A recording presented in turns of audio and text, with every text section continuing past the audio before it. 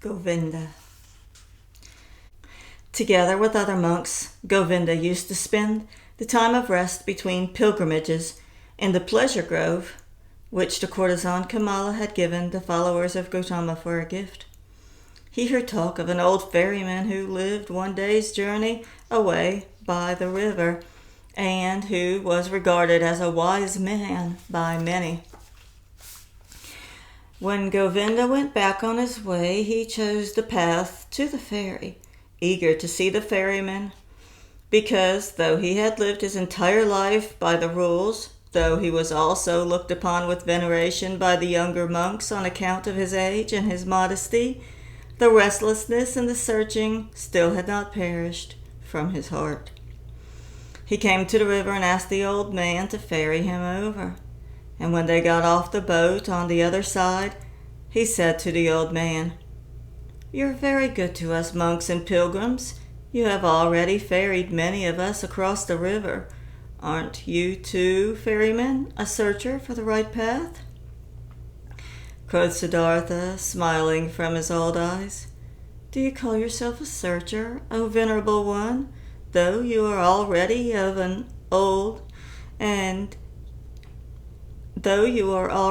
old in years and are wearing the robe of Gautama's monks?" "It's true, I'm old," spoke Govinda, "but I haven't stopped searching. Never I'll stop searching. This seems to be my destiny. You too, so it seems to me, have been searching. Would you like to tell me something, O honorable one?" Quoth Siddartha, "What should I possibly have to tell you, O venerable one? Perhaps that you're searching far too much. That in all that searching, you don't find the time for finding." "How come?" asked Govinda.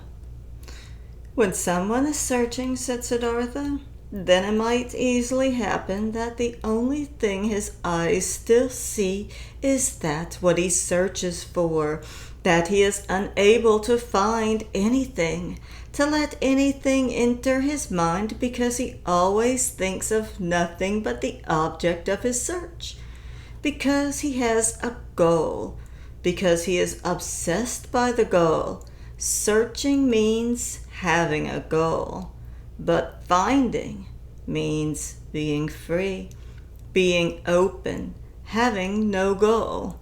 You, O venerable one, are perhaps indeed a searcher, because, striving for your goal, there are many things you don't see, which are directly in front of your eyes."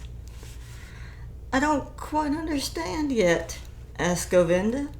"What do you mean by this?" Quoth Siddartha, "A long time ago, O venerable one, many years ago, you've once before been at this river and have found a sleeping man by the river and have sat down with him to guard his sleep. But, O Govinda, you did not recognize the sleeping man." Astonished as if he had been the object of a magic spell, the monk looked into the ferryman's eyes. "Are you Siddartha?" he asked with a timid voice. "I wouldn't have recognized you this time as well. From my heart I'm greeting you, Siddartha. From my heart I'm happy to see you once again. You've changed a lot, my friend, and so you've now become a ferryman?" In a friendly manner, Siddartha laughed. "A ferryman? Yes. Many people, Govinda, have to change a lot, have to wear many a robe. I am one of those, my dear. Be welcome, Govinda, and spend the night in my hut." Govinda stayed the night in the hut and slept on the bed, which used to be Vasudeva's bed. Many questions he posed to the friend of his youth. Many things Siddartha had to tell him from his life. When in the next morning the time had come to start the day's journey, Govinda said, not without hesitation, these words: "Before I'll continue my path, Siddartha, permit me to ask one more question. Do you have a teaching? Do you have a faith or a knowledge you follow which helps you to live and to do right? Quoth Siddartha. You know, my dear, that I already as a young man in those days when we lived with the penitents in the forest started to distrust teachers and teachings and to turn my back on them. I have stuck with this. Nevertheless, I have had many teachers since then. A beautiful courtesan has been my teacher for a long time. A rich merchant was my teacher, and some gamblers with dice. Once even a follower of Buddha, traveling on foot, has been my teacher. He sat with me when I had fallen asleep in the forest on the pilgrimage. I've also learned from him. I'm also grateful to him, very grateful. But most of all, I've learned here from this river and from my predecessor, the ferryman Vasudeva. He was a very simple person, Vasudeva. He was no thinker, but he knew what is necessary just as well as Gautama. He was a perfect man, a saint. Govinda said, Still, O Siddartha, you love a bit to mock people, as it seems to me. I believe in you and know that you haven't followed a teacher, but haven't you found something by yourself? Though you found no teachings, you still found certain thoughts, certain insights, which are your own and which can help you live. And you would like to tell me some of these? You would delight my heart. Quoth Siddartha, I've had thoughts, yes, and insight. Again and again, sometimes for an hour or for an entire day, I have felt knowledge in me, as one would feel life in one's heart. There have been many thoughts, but it would be hard for me to convey them to you. Look, my dear Govinda, this is one of my thoughts, which I have found wisdom cannot be passed on. Wisdom, which a wise man tries to pass on to someone, always sounds like foolishness. Are you kidding? Asked Govinda. I'm not kidding. I'm telling you what I've found. Knowledge can be conveyed, but not wisdom. It can be found, it can be lived. It is possible to be carried by it.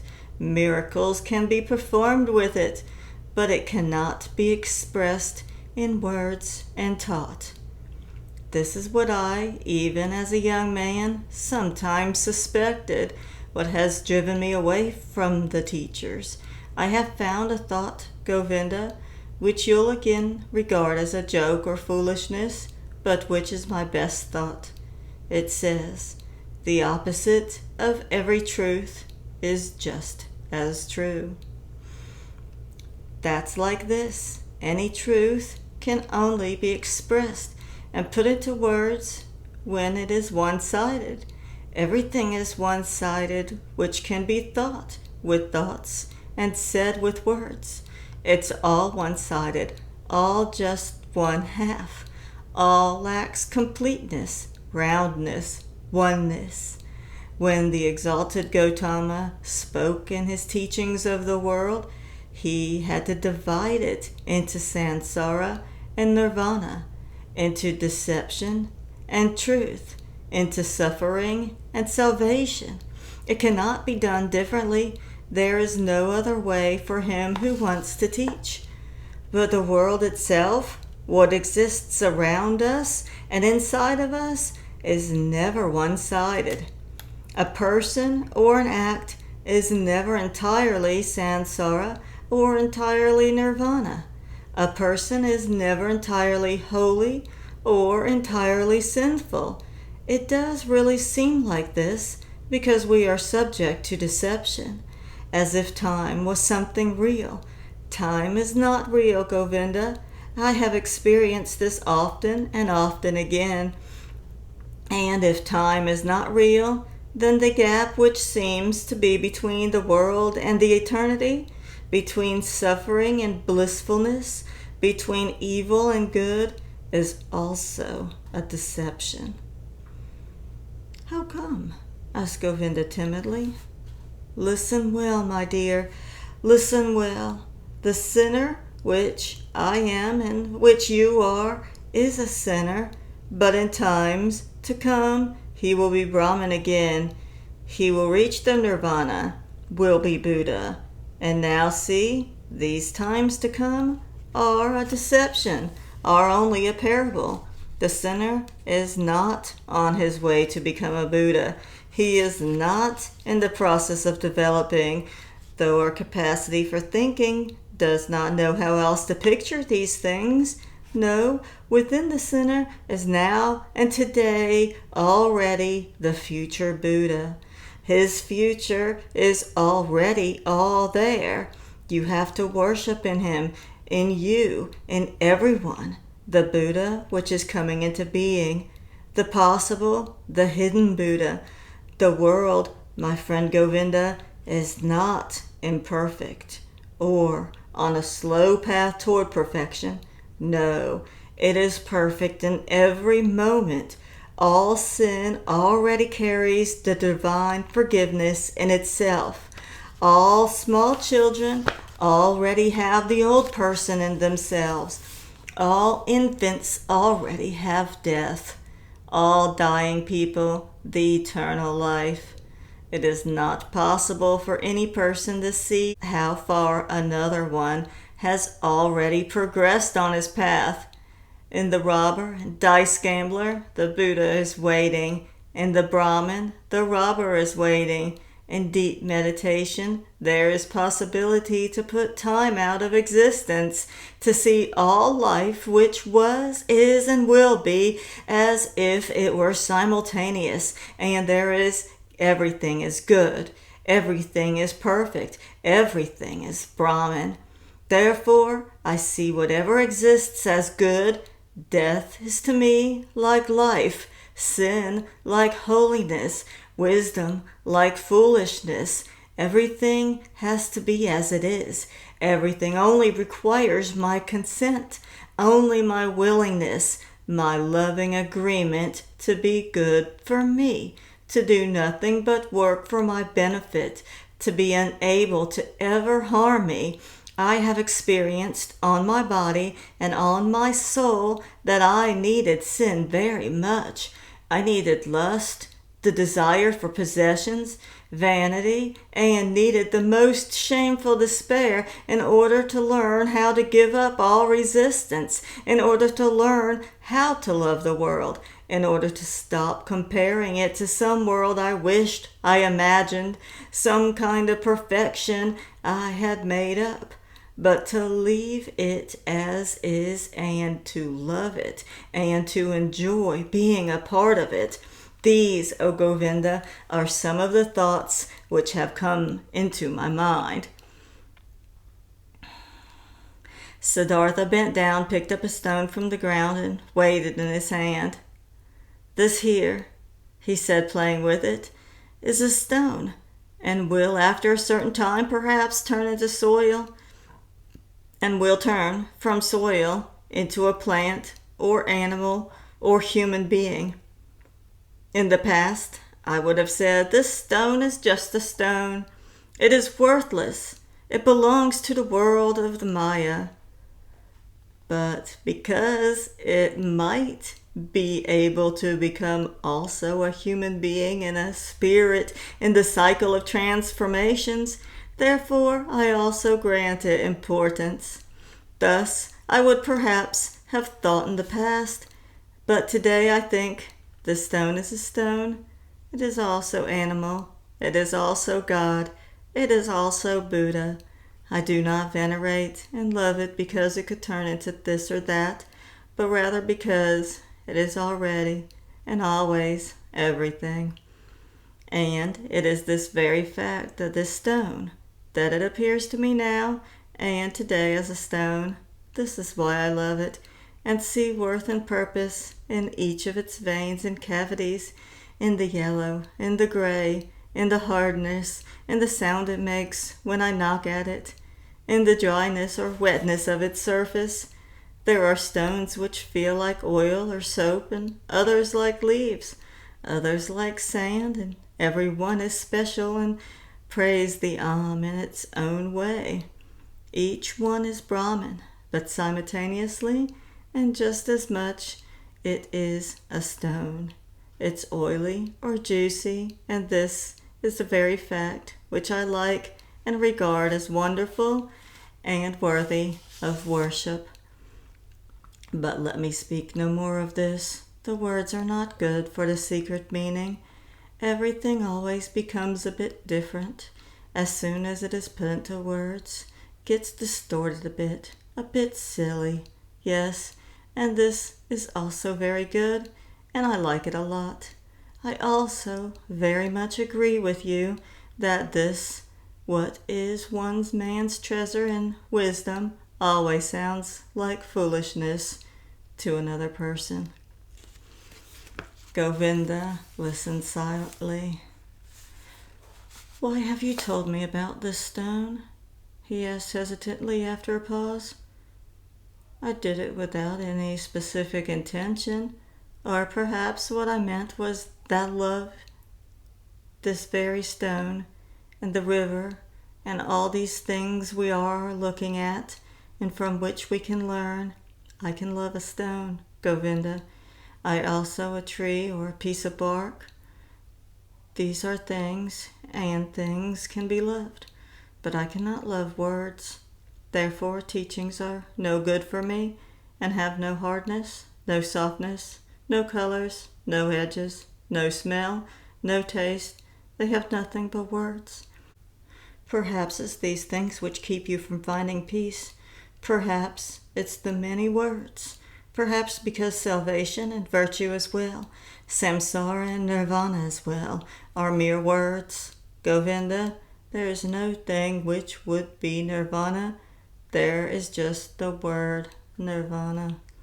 Quoth Govinda, "Not just a word, my friend, is nirvana. It is a thought." Siddartha continued, "I thought it might be so. I must confess to you, my dear, I don't differentiate much between thoughts and words, to be honest. I also have no high opinion of thoughts. I have a better opinion of things. Here, on this ferry boat, for instance, a man has been my predecessor and teacher, a holy man, who has for many years simply believed in the river, nothing else. He had noticed that the river spoke to him.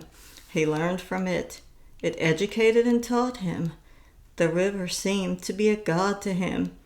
For many years he did not know that every wind, every cloud, every bird, every beetle was just as divine, and knows just as much, and can teach just as much as the worshipped river. But when this holy man went into the forest, he knew everything, knew more than you and me, without teachers, without books, only because he had believed in the river." Govinda said, "But is that what you call things? Actually something real? Something which has existence? Isn't it just a deception of the Maya? Just an image, an illusion? Your stone, your tree, your river, are they actually a reality?" "This too," spoke Siddartha, "I do not care very much about. Let the things be illusions or not. After all, I would then also be an illusion, and thus they are always like me. This is what makes them so dear and worthy of veneration for me. They are like me, therefore I can love them, and this is now a teaching you will laugh about. Love, O Govinda, seems to me to be the most important thing of all. To thoroughly understand the world, to explain it, to despise it, may be the thing great thinkers do. But I'm only interested in being able to love the world, not to despise it, not to hate it, and me to be able to look upon it, and me and all things with love and admiration and great respect." "This I understand," spoke Govinda, "but this very thing was discovered by the Exalted One to be a deception. He commands benevolence, clemency, sympathy, tolerance, but not love. He forbade us to tie our heart to love, to earthly things. I know it, said Siddartha. His smile shone golden. I know it, Govinda, and behold, with this we are right in the middle of the thicket of opinions, and in the dispute about words. For I cannot deny my words of love are in contradiction, a seeming contradiction with Gautama's words. For this very reason I distrust in words so much, for I know this contradiction is a deception. I know that I am in agreement with Gautama. How should he not know love? He who has discovered all elements of human existence in their transitoriness, in their meaninglessness, and yet loved people thus much, to use a long, laborious life only to help them, to teach them, even with your great teacher. I prefer the things over words, place more importance on the acts and life than on his speeches, more on the gestures of his hands than his opinions, not in his speech, not in his thoughts. I see his greatness only in his actions, in his life. For a long time the two old men said nothing. Then spoke Govinda, while bowing for a farewell. I thank you, Siddartha, for telling me some of your thoughts. They are partially strange thoughts. Not all have been instantly understandable to me. This being as it may, I thank you, and I wish you to have calm days. But secretly he thought to himself, this Siddartha is a bizarre person. He expresses bizarre thoughts. His teachings sound foolish. So differently sound the exalted one's pure teachings. Clearer, purer, more comprehensible. Nothing strange, foolish, or silly is contained in them, but different from his thoughts seem to me Siddartha's hands and feet, his eyes, his forehead, his breath, his smile, his greeting, his walk. Never again, after our exalted Gautama has become one with the nirvana, never since then have I met a person of whom I felt, this is a holy man. Only him, the Siddartha. I have found him to be like this. May his teachings be strange. May his words sound foolish. Out of his gaze and his hand, his skin and his hair, out of every part of him shines a purity, shines a calmness, shines a cheerfulness and mildness and holiness, which I have seen in no other person since the final death of our exalted teacher. As Govinda thought like this, and there was a conflict in his heart, he once again bowed to Siddartha, drawn by love. Deeply he bowed to him who was calmly sitting. Siddartha, he spoke, we have become old men. It is unlikely for one of us to see the other again in this incarnation. I see, beloved, that you have found peace. I confess I haven't found it. Tell me, O honorable one more word. Give me something on my way which I can grasp, which I can understand. Give me something to be with me on my path. It is often hard, my path, often dark, Siddartha. Siddartha said nothing and looked at him with the ever unchanged, quiet smile. Govinda stared at his face with fear, with yearning, suffering, and the eternal search was visible in his look, eternal not finding. Siddartha saw it and smiled. Bend down to me, he whispered quietly in Govinda's ear. Bend down to me like this, even closer, very close. Kiss my forehead, Govinda. But while Govinda, with astonishment, and yet drawn by great love and expectation, obeyed his words, bent down closely to him and touched his forehead with his lips, something miraculous happened to him. While his thoughts were still dwelling on Siddartha's wondrous words, while he was still struggling in vain and with reluctance to think away time, to imagine nirvana and samsara as one, while even a certain contempt for the words of his friend were fighting in him against an immense love and veneration, this happened to him. He no longer saw the face of his friend Siddartha. Instead, he saw other faces, many, a long sequence, a flowing river of faces, of hundreds of thousands, which all came and disappeared, and yet all seemed to be there simultaneously, which all constantly changed and renewed themselves, and which were still all Siddartha. He saw the face of a fish, a carp, with infinitely painfully open mouth, the face of a dying fish, with fading eyes. He saw the face of a newborn child, red and full of wrinkles, distorted from crying. He saw the face of a murderer. He saw him plunging a knife into the body of another person. He saw in the same second this criminal in bondage, kneeling, and his head being chopped off by the executioner with one blow of his sword. He saw the bodies of men and women naked in positions and cramps of frenzied love. He saw corpses stretched out, motionless, cold, void. He saw the heads of animals, of boars, of crocodiles, of elephants, of bulls, of birds. He saw gods. He saw Krishna, saw Agri. He saw all these figures and faces in 1,000 relationships with one another, each one helping the other, loving it, hating it, destroying it, giving rebirth to it. Each one was a will to die, a passionately painful confession of transitoriness, and yet none of them died.